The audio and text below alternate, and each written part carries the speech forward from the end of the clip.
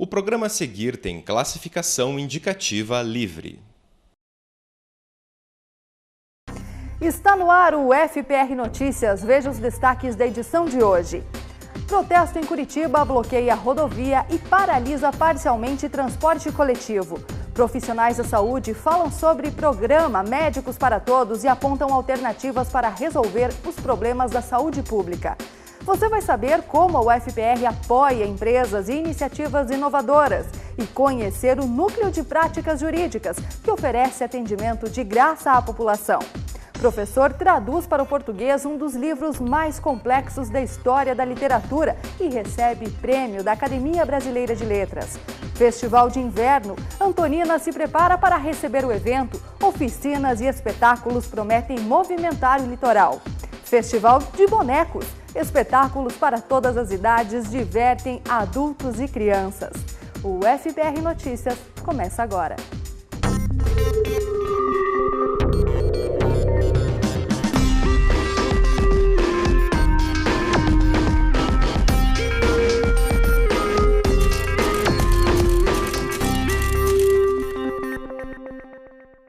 A greve geral anunciada para o dia 11 teve impacto menor que o esperado. Em Curitiba, mais de 500 pessoas participaram da manifestação.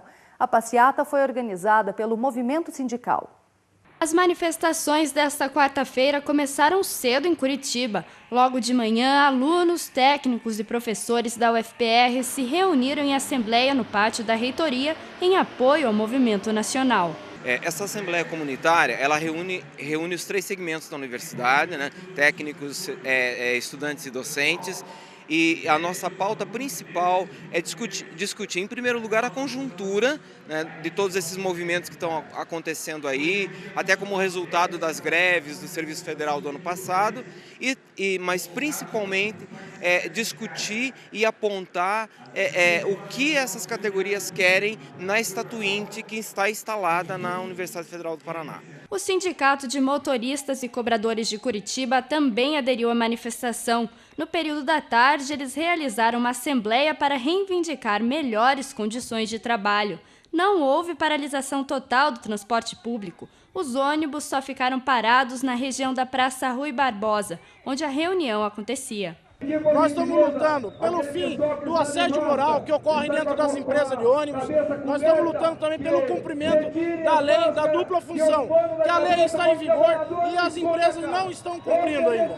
Mais de 500 pessoas se reuniram na Praça Rui Barbosa para a manifestação. Centrais sindicais apresentaram as pautas. Entre os itens discutidos está o fim do projeto de lei número 4.330, que prevê terceirizações, e a redução da jornada de trabalho de 44 para 40 horas semanais. Bom, na verdade, é um momento muito importante no país que começou com movimentos espontâneos de massas e nesse momento os movimentos sindicais, o movimento popular, como o movimento Luta Popular, o movimento estudantil se unificam para apresentar as suas reivindicações e exigir do governo federal, principalmente, que rompa o modo de governar, ou seja, que pare de governar para os grandes empresários, para os latifundiários e para que de fato a gente tenha dinheiro para a saúde pública, o transporte coletivo e para uma educação de qualidade. As associações sindicais debateram, além das pautas nacional e estadual, suas próprias reivindicações. O protesto começou às 16 horas e permaneceu somente na região central de Curitiba.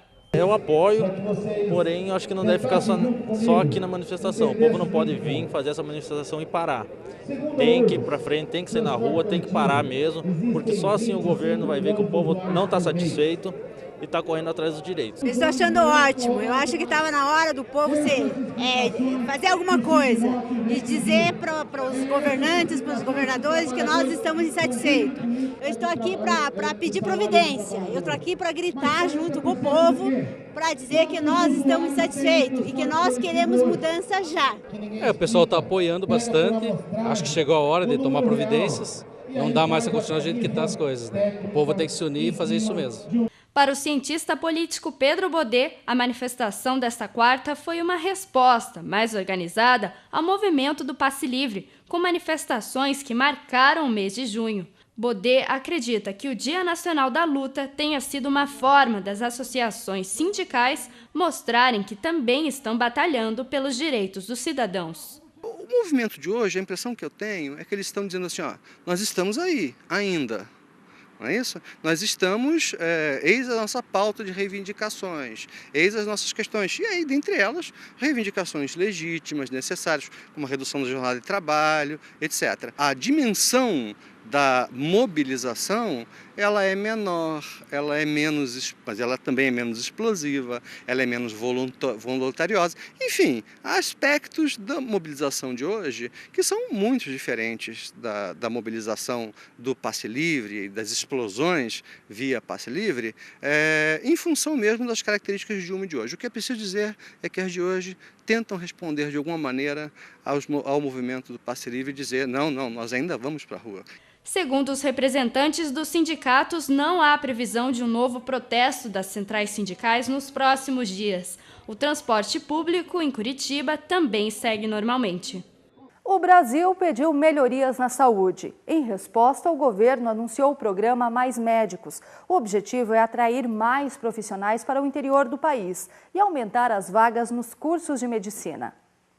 Nas ruas, o assunto ainda gera opiniões diferentes. Se for aplicado de maneira correta, eu acredito que sim, né? Tudo depende da maneira como for efetivado o projeto. As universidades vão se tornar exército, onde o estudante de medicina é obrigado a servir o exército. Claro, a gente entende a necessidade, mas 2 anos de uma matéria obrigatória prestando o serviço, que tipo de atendimento a gente vai ter? Essa é a minha questão. Eu espero que realmente venha para ajudar a saúde, né? Se for uma coisa para ajudar realmente o povo ter com essa necessidade dessa saúde que está um cacareco, né? Que a gente fosse para uma melhor, sim, seria ótimo. Sou contra, não tem que você tapar buraco de má administração federal. E eu, se fosse um estudante de vestibulando, eu não faria medicina se vingasse. Mas a maioria dos médicos acha que a medida não traz soluções definitivas para os problemas na área da saúde. Ela não vai contratar médicos, ela não é um concurso público, não é um chamamento público do Ministério da Saúde para que os médicos vão trabalhar nesse lugar. Ele vai criar bolsas que não tem nenhum vínculo de emprego, está bem claro na medida. Não existe vínculo empregatício, vai precarizar ainda mais o trabalho do médico. O programa prevê que os cursos de medicina passem a ter uma duração de 8 anos, 2 a mais do que agora. Durante esse tempo, os alunos vão atender pelo SUS em hospitais de cidades do interior do país. A maior reclamação dos médicos é a falta de estrutura nesses locais de atendimento. Temos que trabalhar com segurança, temos que ofertar segurança. Então não adianta dourar um ambulatório, colocar azulejo na parede, colocar um banco, mas sem nenhuma estrutura, nenhuma infraestrutura de atendimento. A professora Dulce Baes concorda. Ela estuda saúde pública há mais de 10 anos e defende que o programa proposto pelo governo não vai suprir as necessidades da saúde pública do país. A população saiu nas ruas pedindo saúde. E a resposta que nós estamos observando por parte do governo é médicos. E, consequentemente, saúde e médicos, eles não têm o mesmo significado. Outro ponto de desacordo do governo com os médicos é a vinda de profissionais estrangeiros para trabalhar no país. A proposta do programa é que eles ocupem apenas as vagas que sobrarem, depois de serem oferecidas aos brasileiros. Mas, por outro lado, não vão mais precisar fazer a prova que revalida os conhecimentos adquiridos no país de origem. Se não fazer a revalidação, você vai estar colocando médicos provavelmente despreparados. Médicos que, infelizmente, a gente sabe que proliferaram muitas escolas de medicina nas fronteiras do Brasil que não têm as mínimas condições. Segundo o ministro da Saúde, Alexandre Padilha, o novo modelo dos cursos de medicina é inspirado em países da Europa. Mas ele explicou também que para o Brasil ter o mesmo número de médicos por habitante que a Inglaterra, por exemplo, o país precisa de mais 170 mil profissionais formados na área. Por isso, até 2017, o governo pretende abrir mais 11.447 vagas na graduação. Fabiane Barbeiro Klein é estudante de medicina da UFPR e está em Londres há 9 meses. Para ela, a nova medida e os cursos de medicina ingleses têm pouco em comum. Os 2 últimos anos que seriam obrigatórios do trabalho ao governo seria uma exposição do estudante de medicina à atenção básica. Só atenção básica e atenção nas unidades de pronto atendimento. Aqui são 6 anos de medicina, de 5 a 6 anos de medicina, depende muito do que você teve antes. Eles têm os 2 anos de internato que a gente tem, com supervisão, não atendimento ao paciente, não exposição à prática médica como um todo, e os 2 últimos anos que são pagos, que tem uma exposição aos pacientes, é como se você refizesse todo o internato novamente. E já que as mudanças não agradam aos médicos, eles propõem algumas soluções. Se no Brasil houvesse o cumprimento das políticas públicas de saúde, nós seríamos referência em qualidade da assistência à saúde. Isso fica claro, né? Nós não precisamos de novos planos no que se refere à área da saúde. Nós precisamos que o que já está estabelecido seja cumprido. Tem que dar mais saúde, criando condições de vida adequadas para as pessoas, condições de trabalho, condições de moradia, de lazer, que isso influencia muito na saúde. Uma estrutura, por exemplo, uma unidade básica de saúde que tenha o mínimo necessário para se dar um bom atendimento. A inovação tecnológica é um dos pilares da UFPR e a universidade tem uma agência especializada para incentivar o crescimento de empresas e iniciativas inovadoras. É a Agência de Inovação. Inovação tecnológica gera crescimento econômico e a UFPR tem investido cada vez mais na área de inovação. Só em 2012 foram 235 pedidos de depósito de patentes, um aumento considerável se comparado ao ano 2000, em que havia apenas uma patente em andamento. Esse crescimento vem em grande parte do trabalho da Agência de Inovação da UFPR, que existe desde 2008. A nossa função aqui é colocar na vitrine o que é produzido na universidade, para que isso possa chegar na forma de benefícios para a sociedade.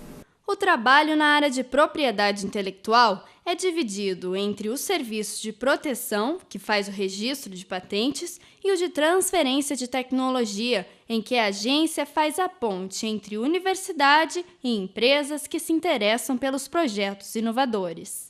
Uma outra função da agência é de empreendedorismo e incubação de empresas, ou seja, ela seleciona uma empresa que tem algum diferencial e a ajuda a se desenvolver usando as dependências da universidade e a se estabelecer no mercado. Atualmente, são 7 empresas incubadas na UFPR e outras 7 com processos em andamento. Assessorias estratégicas ajudam estes empreendimentos na área técnica e administrativa, desde o planejamento até a consolidação das atividades.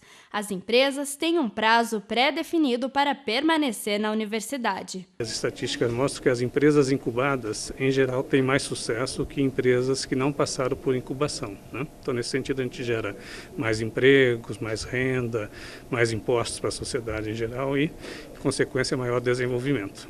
Uma das empresas incubadas é a Imunova. Ela já está há 2 anos no programa. Sua inovação foi adaptar um estudo acadêmico que analisa o desempenho de rações e vacinas em aves para empresas que já estão no mercado. Nós temos vários projetos em andamento, a prestação de serviços foi só um começo, agora a gente desenvolve consultoria científica, desenvolvimento de novos produtos e tudo isso só foi possível porque a gente funciona dentro da Federal.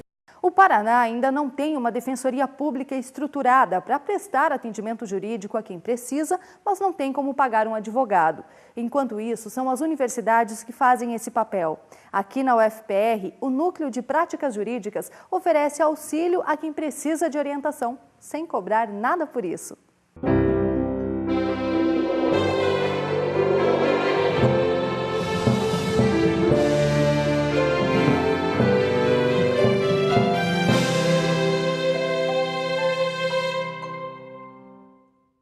O curso de Direito da Universidade Federal do Paraná mantém o Núcleo de Prática Jurídica, que fornece atendimento a qualquer cidadão nesta área e, com isto, permite aos estudantes um contato prático com a profissão.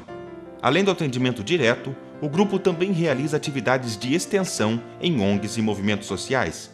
Com os trabalhos desenvolvidos, o Núcleo de Prática Jurídica busca aproximar aluno e comunidade. Assim, os alunos podem compreender a função social dos trabalhos que vão desempenhar em suas profissões. Há um sentido muito forte de humanização e sensibilização às consequências das posturas que se adotam como juiz, como promotor, como defensor público, como advogado, como delegado e assim por diante, né? É nesse sentido que os projetos de extensão e a orientação jurídica à comunidade são tão importantes, né? Como forma efetivamente de aproximação e intercâmbio.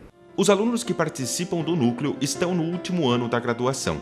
Eles prestam orientação nas áreas de direito civil, trabalhista e penal. E são sempre supervisionados por um professor no processo. O curso de Direito é um curso bastante teórico e o núcleo de prática jurídica vem no momento adequado da nossa formação, não só pela vivência prática, mas principalmente por uma contribuição para a formação humana, porque no núcleo de prática jurídica nós atendemos pessoas, né, diversas pessoas que necessitam de orientação jurídica, que não têm condição de constituir um advogado. E isso é muito importante, principalmente num país como o nosso, que é o Brasil, um dos países mais desiguais do mundo, e é muito importante que nós, enquanto futuros operadores do direito, tenhamos contato com essas pessoas que, com certeza, vão estar precisando do nosso auxílio depois que estivermos formados. O trabalho que o NPJ realiza é de orientação. Por serem estudantes, os alunos não podem advogar em nenhuma causa. O papel de defesa seria da Defensoria Pública, mas ela ainda está em processo de estruturação no Paraná. A UFPR participou das discussões para que o Estado tenha o órgão. Segundo dados da própria Defensoria, cerca de 60% da população paranaense está no grupo que necessita de acesso gratuito a serviços de advogados. Como ela ainda não está atuando, os cursos de direito são o único meio de atendimento jurídico à população. O Núcleo de Prática Jurídica lutou e luta muito pela Defensoria Pública no estado do Paraná. Em nenhum sentido nós temos o objetivo de, ao prestar assistência, receber a população, de substituir ou mitigar a importância do trabalho e do fortalecimento dessa instituição.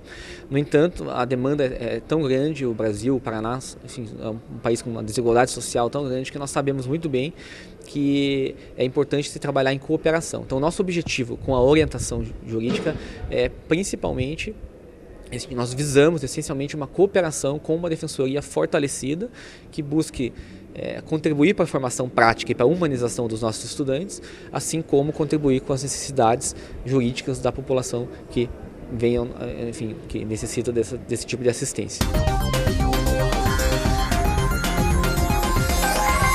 Foi lançada nessa semana a obra Usina de Itaipu, Integração Energética entre Brasil e Paraguai. O livro, publicado pela editora da UFPR, conta a história da criação da usina, até hoje um importante marco na engenharia mundial, e celebra a colaboração entre os dois países latino-americanos. Faleceu na madrugada de quarta-feira Carlos Roberto Antunes dos Santos, reitor da Universidade Federal do Paraná entre os anos de 1998 e 2002. A reitoria decretou luto de 3 dias na instituição. Carlos Roberto Antunes dos Santos nasceu em Porto Alegre. Ele terminou a graduação e o mestrado em História pela UFPR. Em meados dos anos 70, o professor foi estudar em Paris, onde fez o doutorado e o pós-doutorado. Nos anos 90, fez um concurso e passou a ser professor titular do Departamento de História da UFPR. Durante parte da carreira acadêmica, Carlos Roberto Antunes dos Santos se dedicou a estudar a sociedade escravista. Nos últimos anos, pesquisou a história da alimentação e orientou dissertações e teses na pós-graduação em História. Atualmente, o professor era líder do Grupo de Pesquisa História e Cultura da Alimentação. Nos anos de 2001 e 2002, Carlos Antunes foi presidente da Andifes, a Associação Nacional dos Dirigentes das Instituições Federais de Ensino Superior. Na sequência, foi secretário de Educação Superior do MEC-SISU e membro do Conselho Nacional de Educação e do Conselho Superior da CAPES, a Coordenação de Aperfeiçoamento de Pessoal de Nível Superior. O professor recebeu também o 16º Prêmio Paranaense de Ciência e Tecnologia.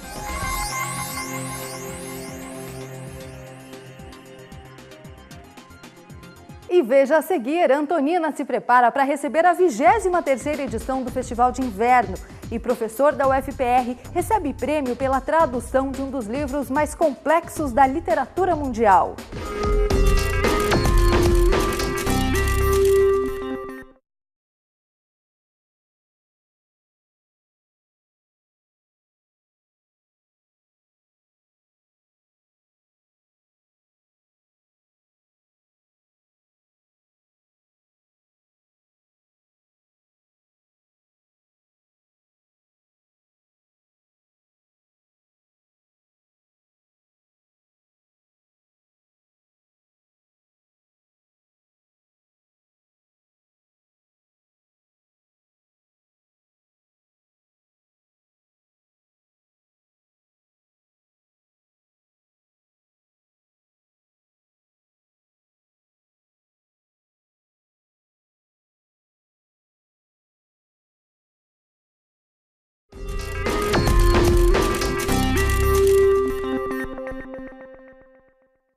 livro Ulisses, do escritor James Joyce, é considerado um dos mais importantes e complexos livros da história da literatura.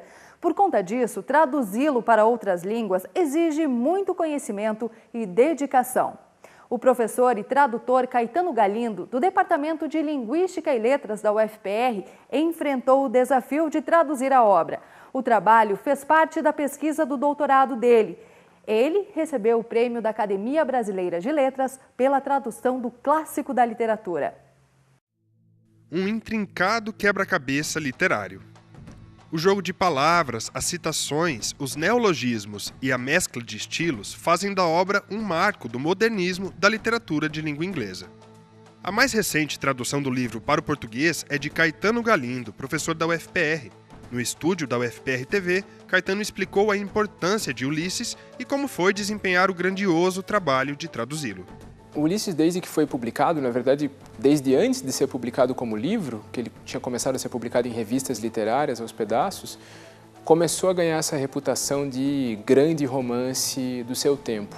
E essa reputação se manteve mais ou menos inalterada até os dias de hoje, né? É considerado um dos momentos altos do romance do século XX, se não o grande momento do romance do século XX. É um livro que basicamente utiliza todos os recursos que os romances interessantes vinham desenvolvendo havia décadas, inventa mais alguns e acrescenta intensidade a quase todos eles. É uma espécie de suma da técnica romanesca daquele momento e praticamente até os dias de hoje, né? E nesse sentido continua sendo um livro tecnicamente muito importante. Num outro lado, eu sempre gosto de lembrar que às vezes as pessoas esquecem, por causa toda essa discussão técnica, o quanto o livro é humanamente importante, o quanto ele tem personagens encantadores, o quanto ele tem muito a dizer para nós hoje, não só como escritores, ou como amantes de literatura, mas como pessoas, como seres humanos no mesmo mundo. É um livro extremamente impactante nesse sentido também. Você, para traduzir Ulisses, você não pode ser como se diz em inglês, um cavalo que só sabe um truque, né? Você tem que saber muita coisa. Você tem que saber escrever bonito, você tem que saber escrever feio, você tem que saber ser engraçado, você tem que saber ser grotesco. Você não pode ter os mesmos pudores que ele não teve. Quando ele é tosco, você tem que ser tosco também. Quando ele é refinado, quando ele é lírico, quando ele é discreto, delicado. Há muitas alusões muito veladas no livro. Isso pensando em termos de linguagem, né? E ao mesmo tempo é um livro que dá muito trabalho de traduzir, especialmente de revisar, porque ele é todo muito finamente amarrado por dentro, por meio especialmente de recorrências de palavras e de temas e de ideias. E é fundamentalmente importante você lembrar, na altura da página 640, que na primeira vez em que essa palavra apareceu, você traduziu ela deste jeito, você precisa traduzir de novo desse jeito agora, senão o teu leitor vai perder essas recorrências.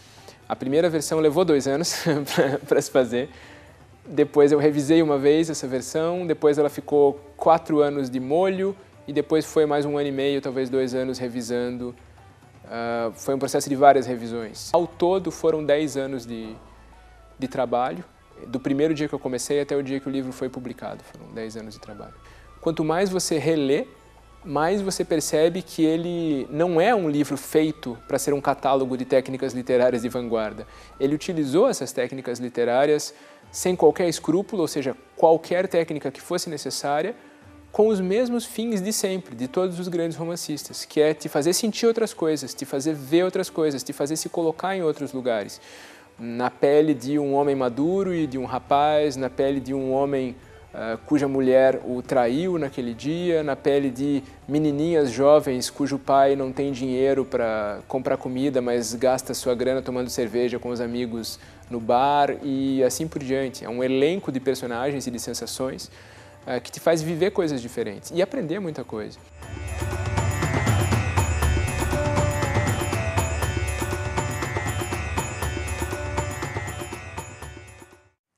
E agora a gente fala de Festival de Inverno. A 23ª edição do evento começa no sábado e a estreia é em grande estilo com a apresentação da banda Os Mutantes. Letícia França e Celso Guaripuna foram até Antonina e mostram os preparativos da cidade para receber o festival.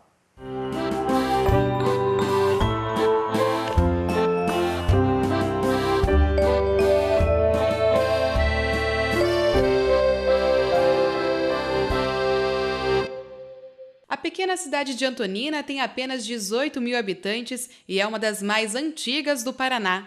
Localizada no litoral do estado, sua economia é baseada nas atividades relacionadas ao mar, como a pesca e o porto. Mas há 23 anos, em julho, um evento ajuda a aumentar a arrecadação do município. É o Festival de Inverno da UFPR. Bom para a dona Nair. Há 12 anos, ela tem este restaurante no centro da cidade. Em dias normais, a casa chega a servir 100 refeições.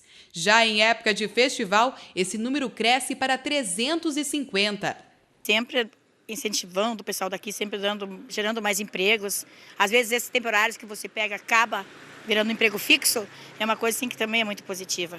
Que você sempre salva alguém nessa situação, né? Apesar de não ser na alta temporada, o festival ajuda a movimentar o inverno da cidade.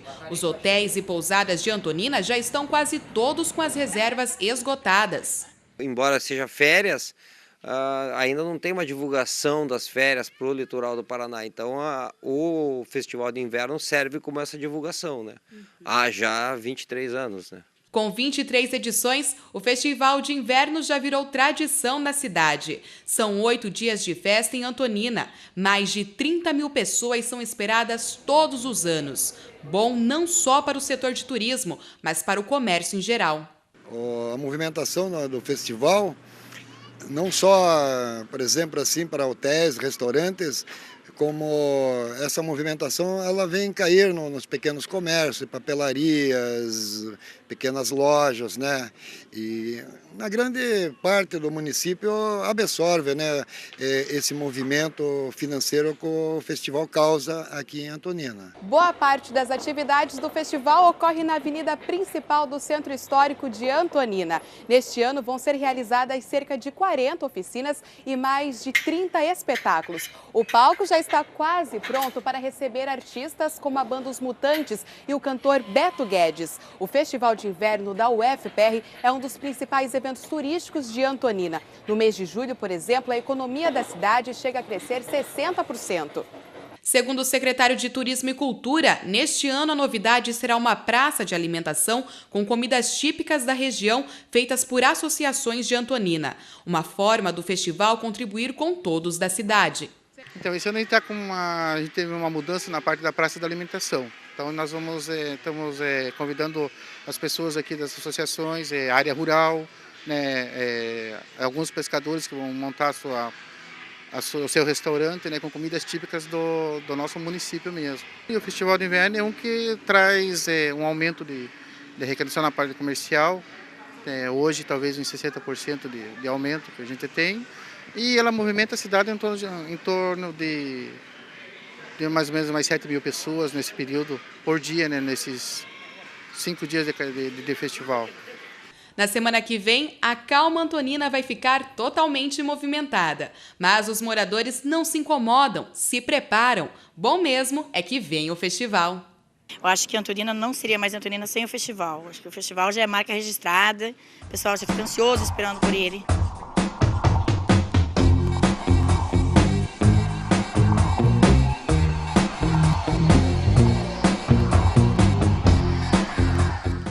E quem for para Antonina durante o festival vai poder participar de diversas oficinas e assistir 21 espetáculos. Vinícius Torrezan mostra algumas das atrações deste festival.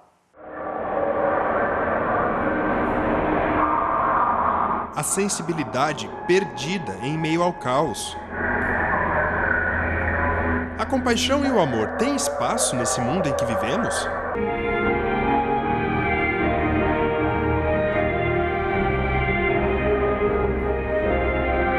O preto e o cinza ofuscam o cotidiano, o dia a dia, os itinerários. Este é o espetáculo Itinera, do latim caminhos. E muitas vezes eles são marcados pela monotonia, pelas opressões. O curso de dança moderna da UFPR vai levar ao palco do Teatro Municipal de Antonina as sensações do cotidiano urbano. Decidimos fazer um apanhado das coreografias mais características do curso de dança nos últimos 6 anos.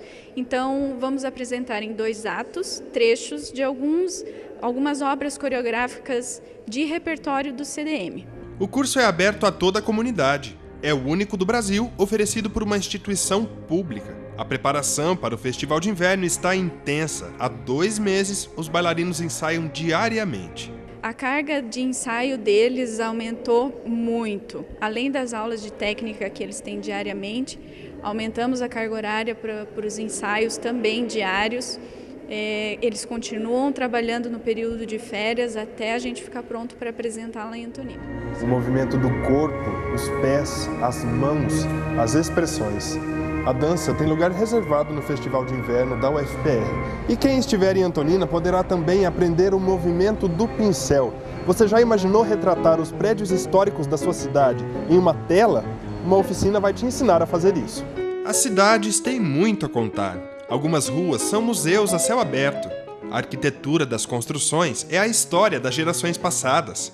O Centro Histórico de Antonina é tombado como Patrimônio Cultural do Brasil. E a professora de arquitetura da UFPR, Silvana Wehermann, quer voltar o olhar das pessoas para o patrimônio histórico da cidade na oficina Aquarela em Antonina. O que eu pretendo que os alunos façam é pintar na técnica da aquarela os edifícios históricos da cidade. No final da oficina, os desenhos das fachadas históricas de Antonina vão ser colocados lado a lado. Uma réplica das ruas da cidade. Uma oportunidade para quem quer aprender história e arquitetura pintando. A ideia é construir com o grupo de alunos que vai se inscrever e ver tanto o que eu tenho para oferecer como o que eles esperam, né? E nesse equilíbrio eu tento fazer uma oficina bem interessante, bem gostosa de ser feita.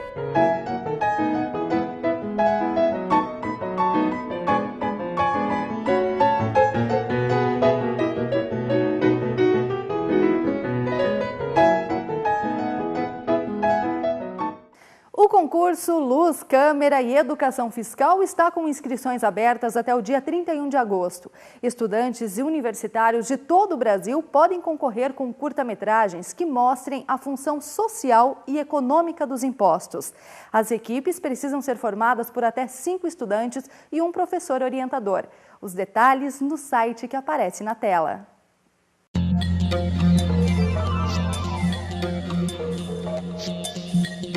A Caixa Cultural de Curitiba realiza o show The Moon 1111, do cantor e compositor Otto. O artista também vai lançar seu 5º álbum. Serão 4 apresentações, além de uma conversa sobre o movimento Mangue Beat, que mistura ritmos como maracatu com rock e hip hop.